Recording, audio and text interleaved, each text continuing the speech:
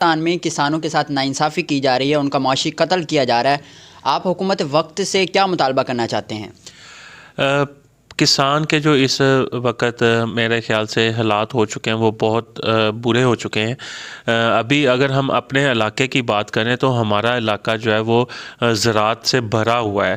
ایک ٹائم تھا کہ ہمارے حاصل پور کے اندر کاٹن کا ایک بہت بڑا نام تھا، اور پاکستان کی ایک خاص جو کہ کیپیسٹی کو پورا کرتا تھا کاٹن کی، وہ حاصل پور ان میں سے ایک تھا، اور ہمارے علاقے میں مکئی کا بہت زیادہ عروج تھا۔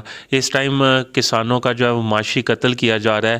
فصل ہو تو رہی ہے، مکئی کی فصل ہو رہی ہے، کپاس کی فصل ہو رہی ہے، گندم ہو رہی ہے، لیکن ان کو ریٹ نہیں دیا جا رہا۔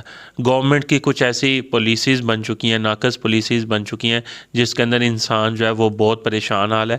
میرے خیال سے جو اقتدار میں بیٹھے ہوئے لوگ ہیں، یا جو ہماری بیوروکریسی ہے جو کہ اس سب چیزوں کو چیک کرتی ہے، ان کو کھاد نہیں دی جا رہی، جو کہ اس وقت پاکستان کا کسانوں کے لیے سب سے بڑا مسئلہ بن چکا ہے کہ کھاد ان کو بلیک میں دی جا رہی ہے۔ میرا خیال ہے کہ ان کی جو جتنی بھی یہ ضروریات ہیں، اگر کسان کی پوری کی جائیں اور ان کو ریٹ دیا جائے تو ہمارا ملک بہت زیادہ خوشحال ہو سکتا ہے۔ کسان ہمارے لیے کھیتی کر کے شہر سے منڈی میں پھینکتا ہے، ان کو بھی کھانے کے لیے 2 وقت کی جو ہے روٹی دستیاب نہیں ہوگی۔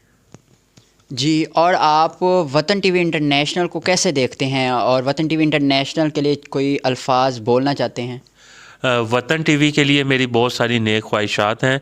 مجھے بڑی خوشی ہوئی ہے کہ وطن ٹی وی جو ہے ایک بڑا پازیٹیو وے کے اندر پہلی دفعہ میں نے دیکھا ہے کہ کوئی پسماندہ علاقے سے جو کہ ایک چینل اتنا اچھا کام کر رہا ہے، اور خاص کر جنوبی پنجاب کے اندر بہت اچھا کام کیا جا رہا ہے۔